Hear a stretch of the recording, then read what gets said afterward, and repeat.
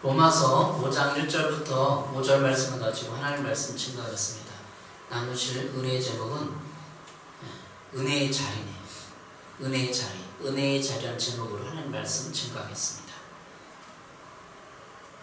며칠 전에 표은병 목사라는 그 분의 간증을 인터넷 기사에서 봤습니다. 잘 나가던 개그맨이 연예계 활동을 접고 목사의 길 걷게 된 이유, 이렇게 제목이 그래요. 한때 개그맨으로 이름을 날렸던 틴틴파이브 출신 개그맨 표인봉. 표인봉 목사는 인생이 완전히 바뀐 것은 2013년 IT로 봉사활동을 갔을 때다.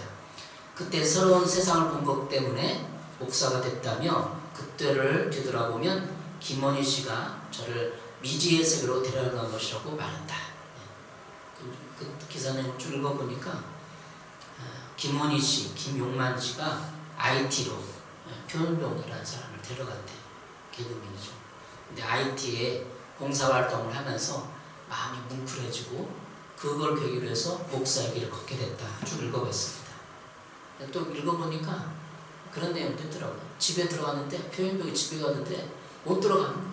다 차 딱지가 붙여갖고 밖에 나갈 수도 없고 들어갈 수도 없고, 그래서 인생에 이런 걸 생각을 하고 또 IT 갔는데 그런 봉사활동을 하면서 목사가 될 결심을 했다고 해요.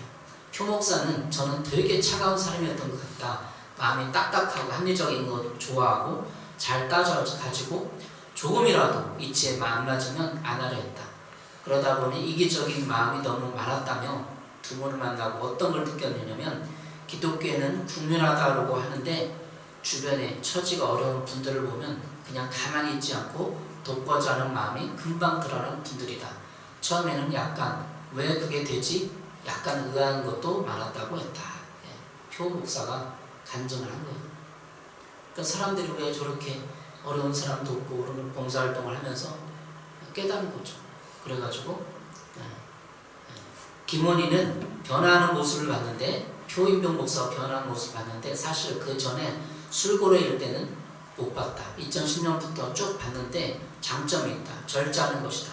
이 정도의 연배고 세상을 살았으면 자기 스타일과 고집이 있지 않나. 그런데 어느 때부터인가 그런 것을 일제하지 않았다. 그게 절제라고 했다. 김원희가 표현병에 대해서 쓴 거죠. 김영만도 있는데 이건 하겠습니다. 어쨌든 연예계 기독교인들이 많은 차인표도 그랬죠. 차인표도 신앙생활을 하는데 너무나 답답하고 하나님을 만나면 좋겠다, 하나님 체험을 하면 좋겠다, 그런 생각을 했대요. 그래가지고 아프리카에 갔대. 자기 아내가 소개해서 가기 싫었는데 갔는데 아프리카에서 하나님 음성을 들려왔대요. 내가 너를 여기서 수십 년째 기다렸다. 왜 이제 왔느냐. 그런 마음이 확 밀려오면서 들었다는 거예요. 그때 그 하나님 만난 체험을 차인표가 하고 있습니다.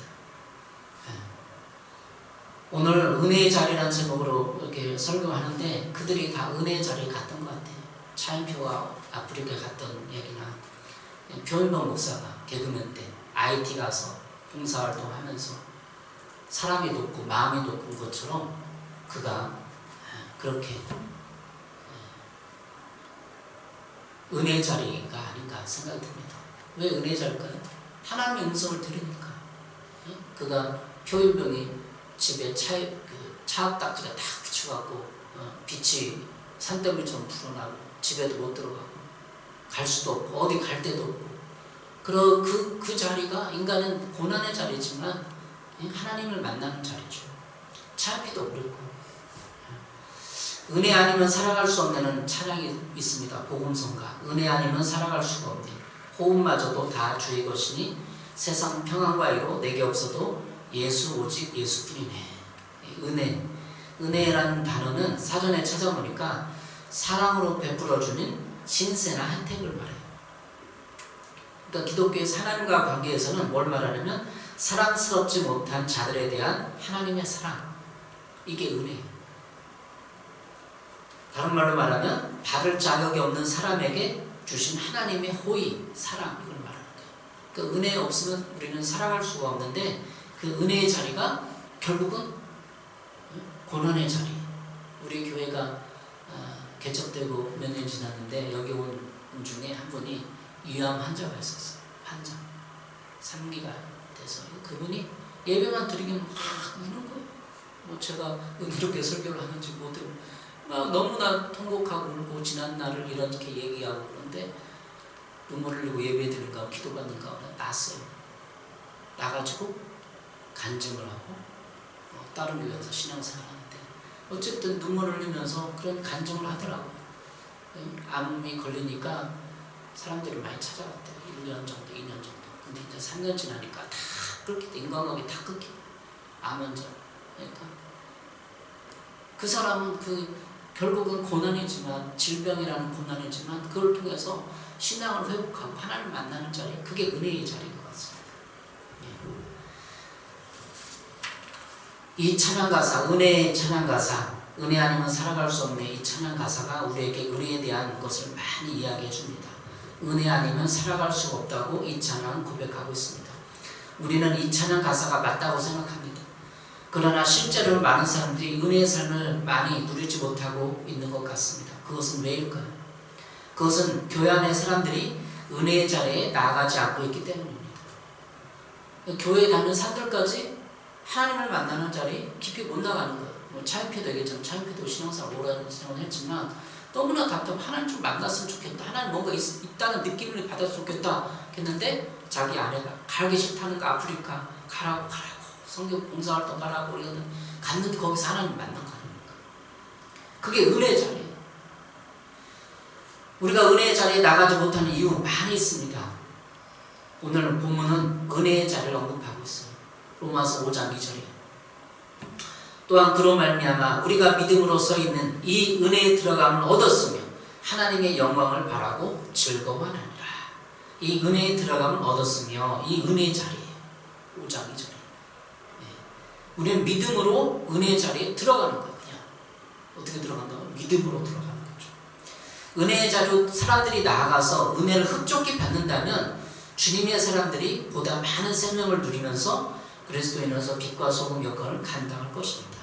그래서 은혜의 자리는 어떤 자리가 있는 게 아니에요. 진짜 뭐 여기서 VIP석이고 로얄석이고 그런 자리가 있는 게 아닙니다.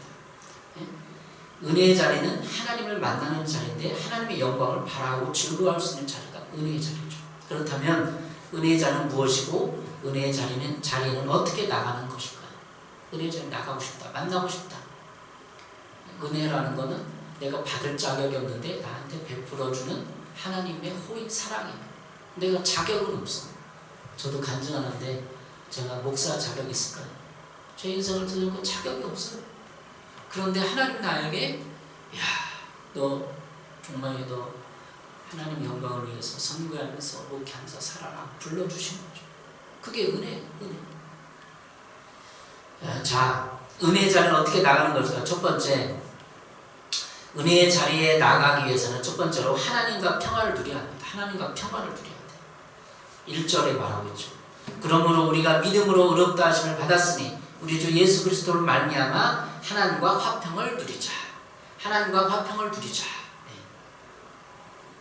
세면서 이렇게 말하고 있습니다. 그러므로 우리는 믿음으로 의롭다 하심을 받았으므로 우리 주 예수 그리스도를 말미암아 하나님과 더불어 평화를 누립니다. 우리는 믿음을 근거로 의롭다고 선고되었어요. 예수님을 통해서 하나님과 평화를 누리는 거예요. 4장 25절은 그러므로라고 결론 맺는 이유가 나왔는데 4장 25절이에요. 예수는 우리 범죄 때문에 죽임을 당하셨고 우리를 의롭게 하시려고 살아나셨습니다. 우리 범죄 때문에 예수님이 죽었다는 거죠.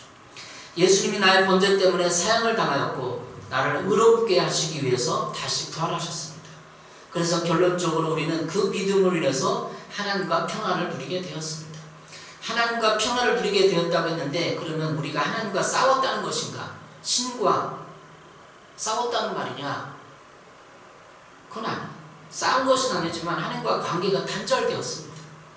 아담과 하와가 선악과를 따먹음으로 말미암아 아담과 하와는 하나님의 약속을 지키지 못했습니다. 그 약속은 인간을 로봇처럼 조종하는 명령이 아니었고 인간의 자유의지로 선택할 수 있는 약속이 있습니다. 그것은 단지 하나님과 인간들과의 선한 선이었어요. 이 선악과를 따먹으면 죽는다. 하나님이 약속하고 따먹지 않겠습니다. 약속을 했단 말이에요. 근데 약속을 못 지켰어요. 그 약속을 못 지켰기 때문에 하나님과 인격적인 관계가 단절된 거예요. 그 약속을 지킴으로 우리는 하나님에 대한 하나님 앞에 인간 자신을 피조물로 인식하고 하나님을 창조주로 인식하게 하는 것이었어요. 그러니까 왜 하나님의 선악과를 따먹지 말라고 했느냐? 많이 전도를 해보면 그런 얘기 많이 해요. 왜 굳이 선악과를 만들어놓고 따먹지 말아놓고 죄를 짓게 만들어놓고 하나님 나쁜 거 아니냐? 그런데 그렇지 않습니다.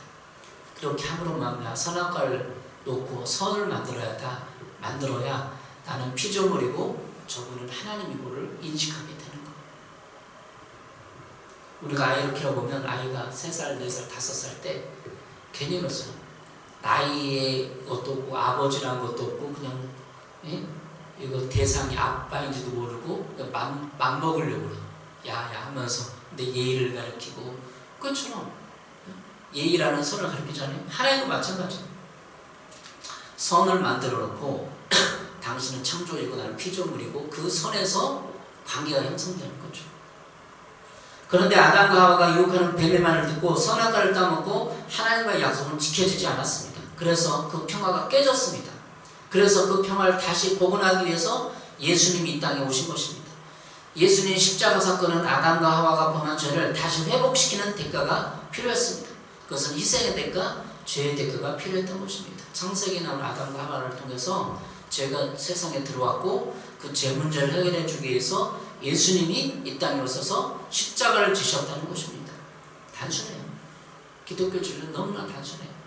복잡하게 논리적으로 학적으로 설명할 수도 있지만 선악과를 따먹었어요. 죄를 졌어요. 그 죄를 대가를 지불해야 돼. 예수님 십자가를 지고 나의 죄를 대가를 지불해 준 거죠. 단순하죠. 진리는 단순합니다.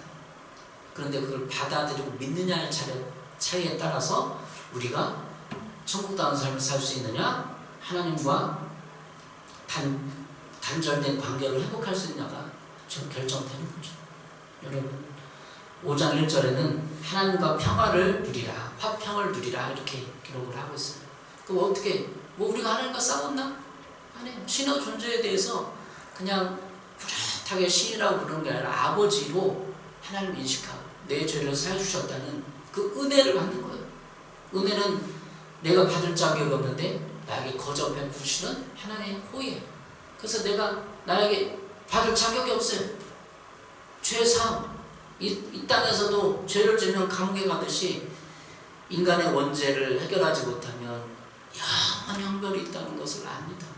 사람들이.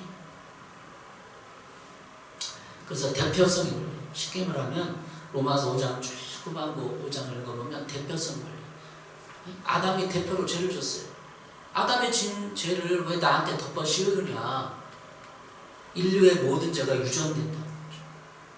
심리학과 무의식과 DNA를 통해서 죄성과 모든 것이 유전된다. 대표 아담의 죄를 졌어. 누가 대표 한 대 얻어 받을래? 죄의 대가를 처벌 받을래? 하나님의 징계와 진노가 있는 거죠. 너 맞아. 너 징계를 받아. 그게 누구냐면 마지막 아담 예수님이라는 거죠.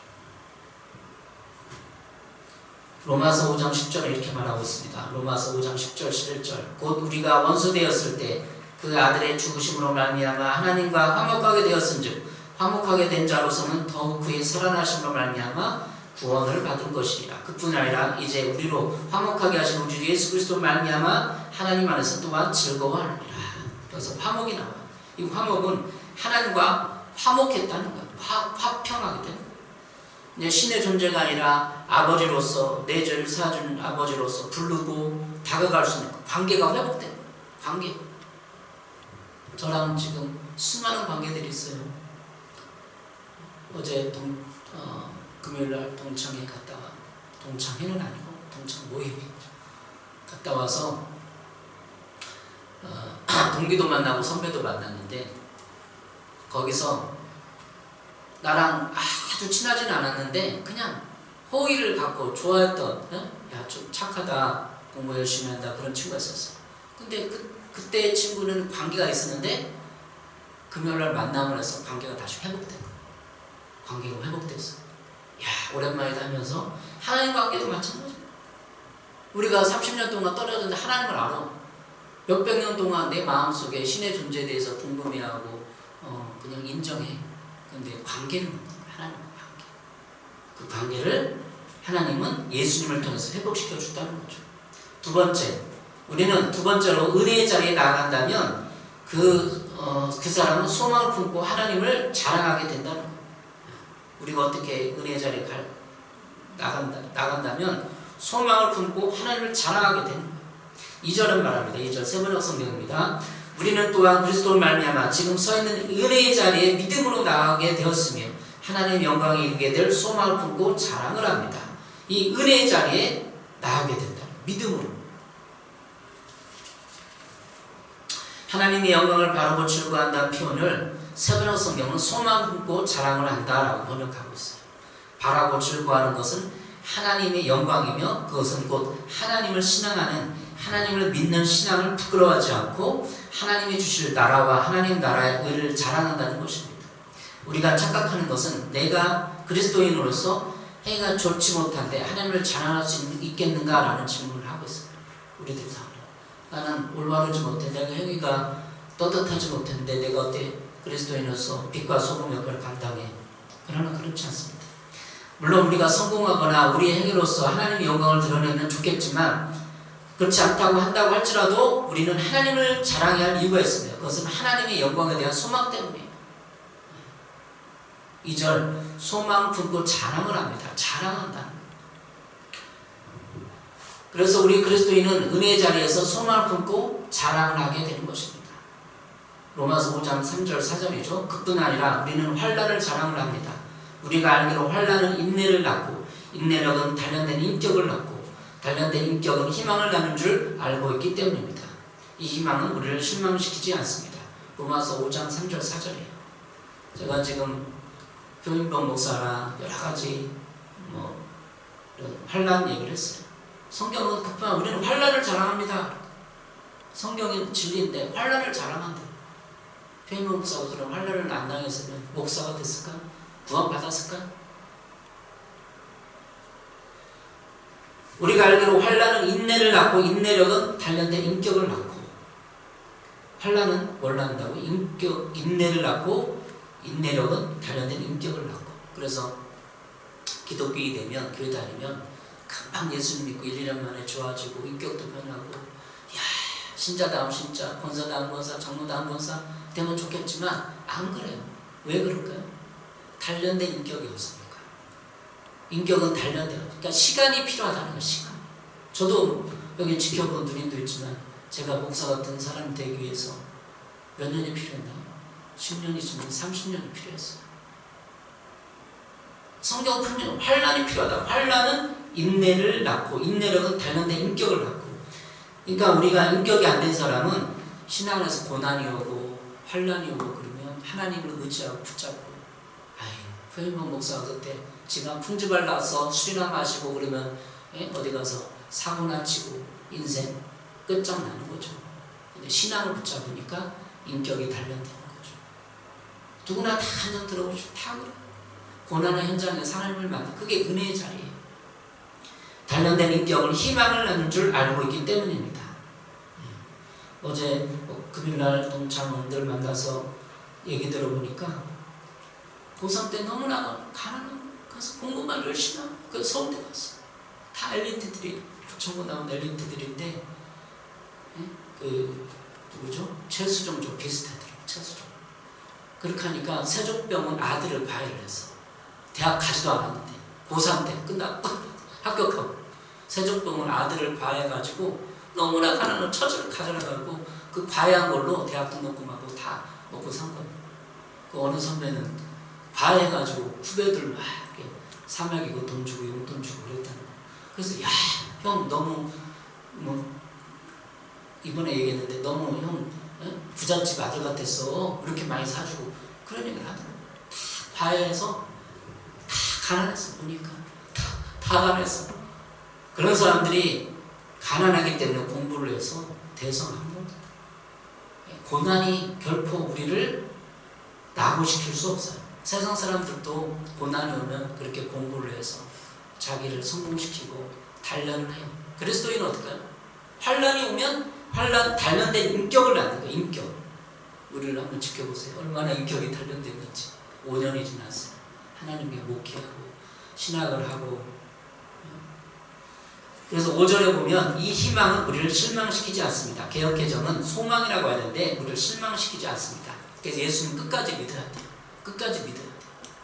그래야 우리를 믿음이라는 것이 기독교의 신앙이 우리를 실망시키지 않는다고 성경은 말하고 있어요. 표현병 목사, 간증은 하지만 목사로서 얼마를 돈을 가져오냐? 0이래요.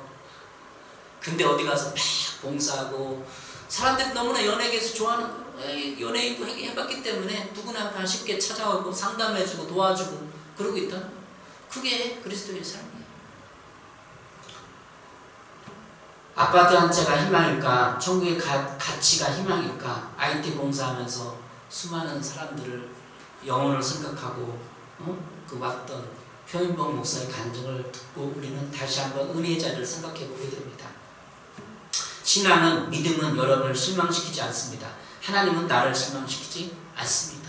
우리의 인격을 단련해서 단련된 인격으로 나중에는 정금같이 쓰기를 원하는 거예요. 요셉같이. 예? 단련된 인격이 있어야 하나님이 드러내는 거예요. 하나님이 사용하는 겁니다.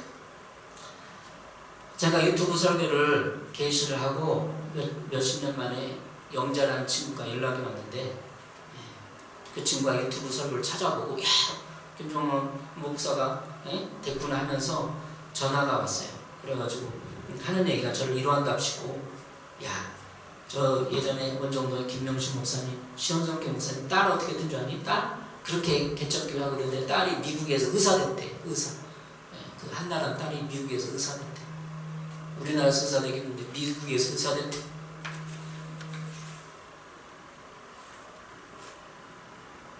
영재라는 친구가 저를 위로한답시고 그렇게 얘기해 준 거예요. 힘을 내라는 거죠. 자녀가 잘 되니까.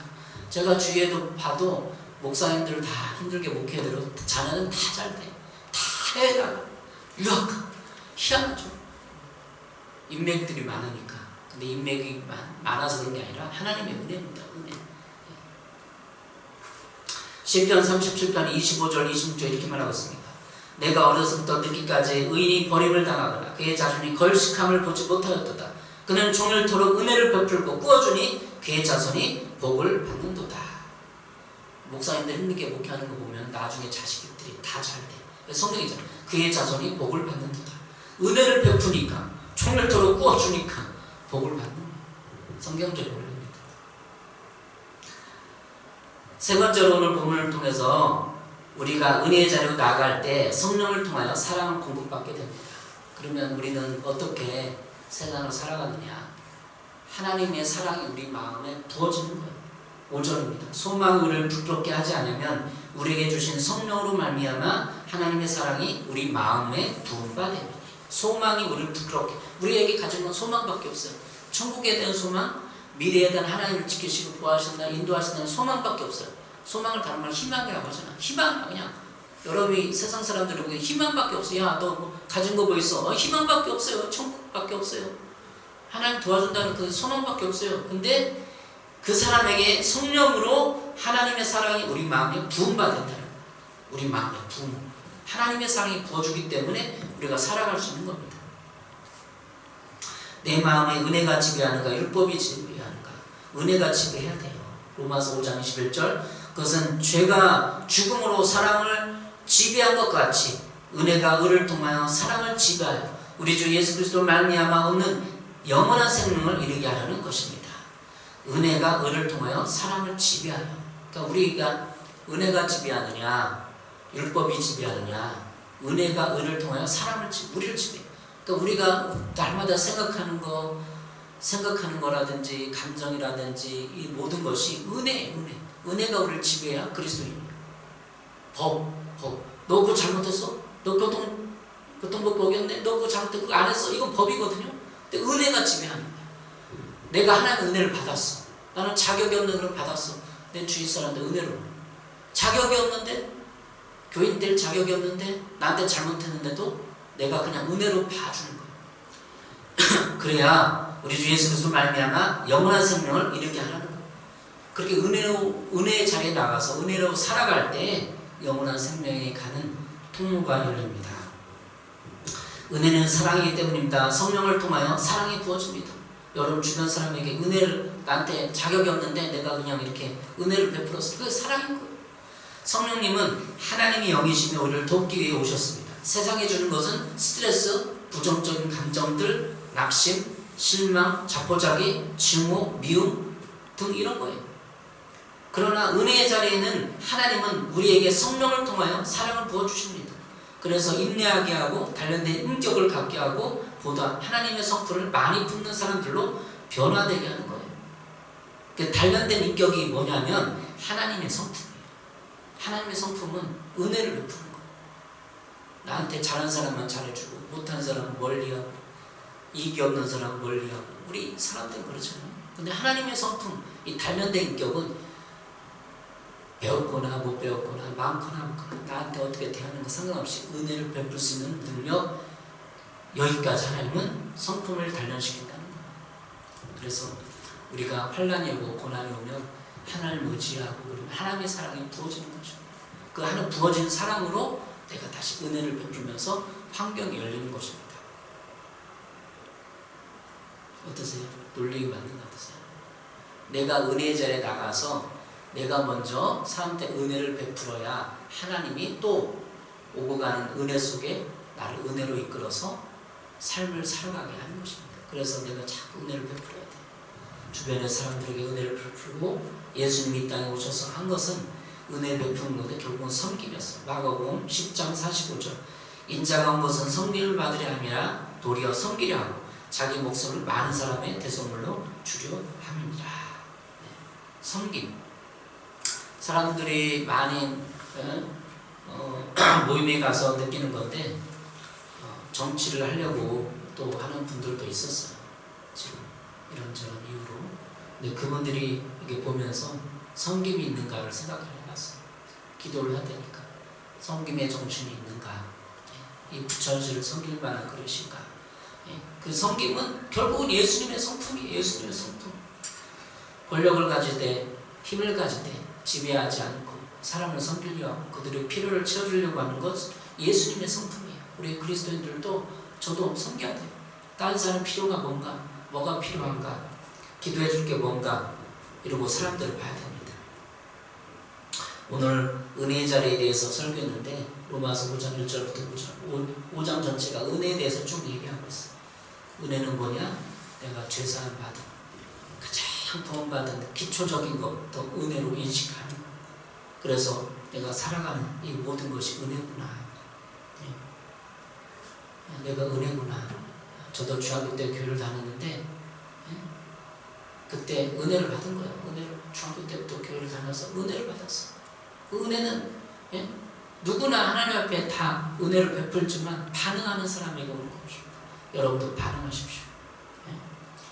손경민 작사 작곡한 행복이라는 곡이 있어요. 화려하지 않아도 정결하게 사는 삶, 가진 것이 적어도 감사하는 삶, 내게 주신 작은 힘 나눠주는 삶, 이것이 나의 삶의 행복이라. 이렇게 느껴지는, 이걸 받아들여야 은혜가 임하는 거. 신앙의 연륜이 깊어지는 거죠. 화려하지 않아도 정결하게 사는 삶, 가진 것이 적어도 감사하게 사는 삶, 이게 내 안에 마음의 은혜가 임하는 거예요. 그 사람들께 보는 거, 어제가 아니죠. 금요일 날이니까. 그분들 만나서, 동창들 만나보는데 다 엘리트들이에요. 서울대 나와서 지금 회계사도 하고 있고 서울대 나와서 우리 동기 중에는 김포 부시장을 했더라고. 김포시의 부시장까지 했더라고. 중학교 동창, 고등학교 동창. 나중에. 근데 그분들을 보면서 참 불쌍하다. 한 사람의 영혼으로서 그들이 고생하며 인생을 살아가는 것이 너무나 힘들어 보이고 국률의 마음이 있는 것 같아요. 제가. 그래서 제가 목사가 된 것 같다 생각해요. 동창이 갔다 와서, 동창 모임 갔다 와서 내가 목사구나. 그들이 아무리 성공을 한다고 하지만, 잘났다고 하지만 내 눈에는 불쌍해 보여. 이제 내가 목사가 됐구나. 갔다 와서 어떻게 인생을 힘들게 살아간, 대단하다. 불쌍해요. 성경에는 있잖아요. 궁율이라고. 궁율의 마음이 제가 있는 것 같아요. 그들을 위해서, 예? 성공하기를 위해서 기도해주고 함께하는 건 맞지만 그들의 영혼을 위해서 안타까워하는 마음이 제 마음이 있습니다. 아, 이제 내가 목사가 됐구나. 다시 한번 느끼면서 우리의 인생의 은혜의 자리, 예? 화려하지 않아도 눈물 나는 많지만 기도할 수 있는 것, 억울한 일 받으나 주를 위해 참는 것, 이게 행복이에요. 송영민 목사 작사, 예, 그 노래를 들으면서 저는 행복한 사람이구나 생각을 하게 됐습니다. 우리는 하나님과 평화를 누리는 긍정적인 자산 가지고 우리는 소망 없고 자랑을 합니다. 뭘 자랑을 해요? 우리 환란까지도 자랑할 수 있어요. 궁색한 거 아니에요. 환란 인격을, 내 닳는 내 인격을 자랑하면 되는 거예요. 간증하면 되는 거예요. 그리고 우리는 성령을 통해서 사랑을 공급받습니다. 우리가 살아가는 소망은 하나님의 영, 성령이 우리 안에 사랑을 부어주기 때문에 살아가는 것입니다.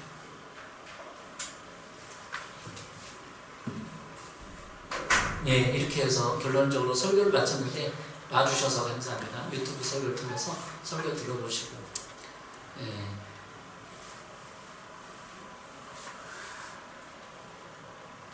자, 오늘은 설교를 통해서 하나님의 은혜의 자리에 대해서 알아봤습니다.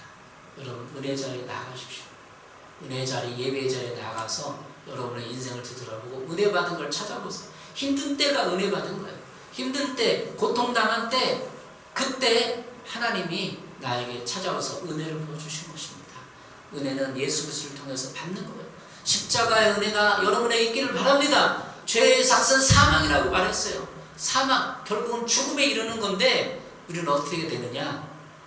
뭐라고? 죄의 삭은 사망인데 우리는 사망의 길을 가는 거예요. 결국은, 예? 암 환자 얘기도 했잖아요. 왜 사람이 암 앞에 무서워하고 힘들어요? 죽음이 무서우니까. 죽음이 무서워서 그런 거예요. 저는 중학교 때, 예? 교회를 다녔지만 7살 때인가 부모님이 돌아갔어요. 어머니가 관에 누워있는 걸 봤어요. 예? 근데 그것만 다른 건 장례식 하나 생각나는데 어머니 관에 누워있는 것만 생각나. 근데 중학교 때 고민이, 야, 사람을 죽으면 어떻게 될까? 그 생각만 하는 거예요. 그래서 중학교 때 친구가 전도했는데 금방 교회를 나가거든요. 약대동에서 저 원정도까지. 그래서 복음을 전도사님 전해 듣는데 금방 받아들이는 거예요. 왜? 마음이 연약하니까. 죽음에 대해서 생각을 했으니까. 중학교 때 이미 저는 살기 싫었어요. 죽으면 어떻게 되나 막 그런 생각이 있거든요. 부모님처럼, 야, 허무하다, 쓸데없다, 그런 생각을 해서 중학교 때. 그래서 교회 갔는데 친구가 가자고 했는데 복음을 딱 듣는데 싹 제 마음 확 다가오는 거예요. 그래서 중학교 2학년 때 친구 개척교회 갔어요. 시온성교회. 근데 몇 명밖에 안 되는 거야. 학생부가 3명밖에 안 되는 거야. 3명 되는데 하늘산 기도원 갔어요. 하늘산 기도원 갔는데 거기서 은혜를 받은 거예요. 방언을 하고 눈물이 나고. 중학교 2학년 때 무슨 죄를 알겠어요. 근데 그렇게 눈물이 하루 종일 울어.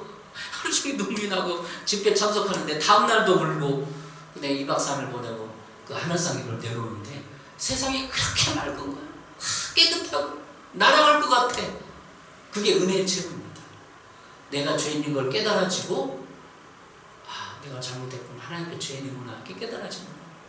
그리고 중학교 2학년 때부터 신앙생활을 하게 된 거예요. 누님도 앉아 계시지만 제가 어디 신학의 굴곡이 있었나요? 그때부터 체험적인 신앙인 거예요. 체험을 하면 어디 벗어나죠. 하나님이 나를 사랑한다 그때 느꼈기 때문에, 왜 그냥 체험했기 때문이 아니라 하나님 나를 사랑한다 알았기 때문에.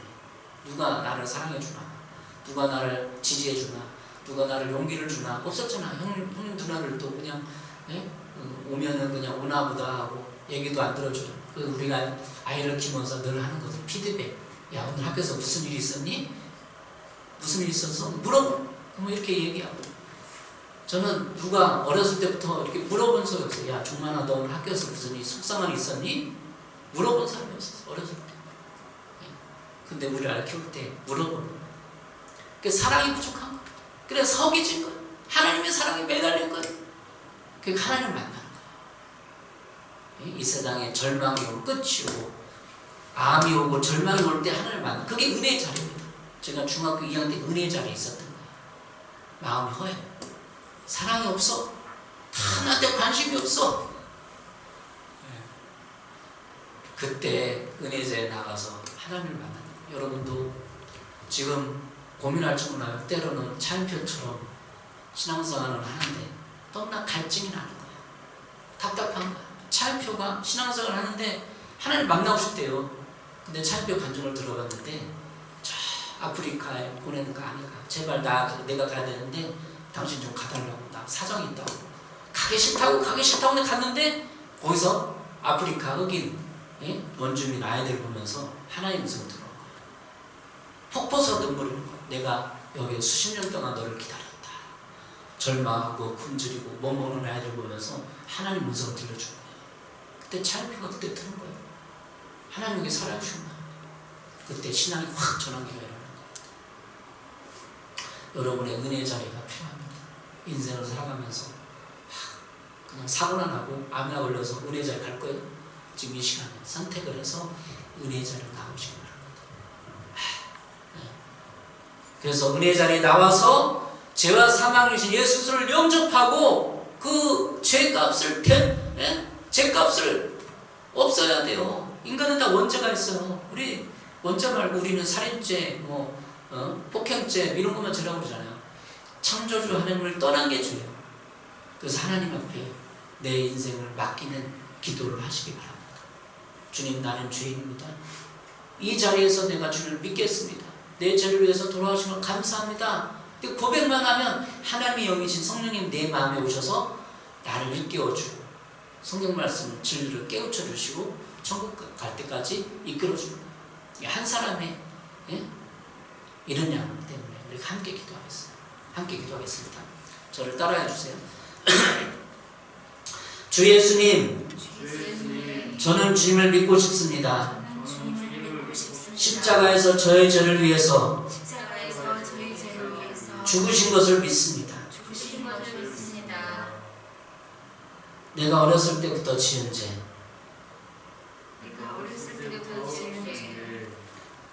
또한 하나님을 믿지 않고 섬기지 않은 죄까지 고백합니다. 용서해 주시고 천국 갈 때까지 저를 이끌어 주옵소서. 예수님의 이름으로 기도합니다. 아멘. 간단하게 복음을 전했습니다.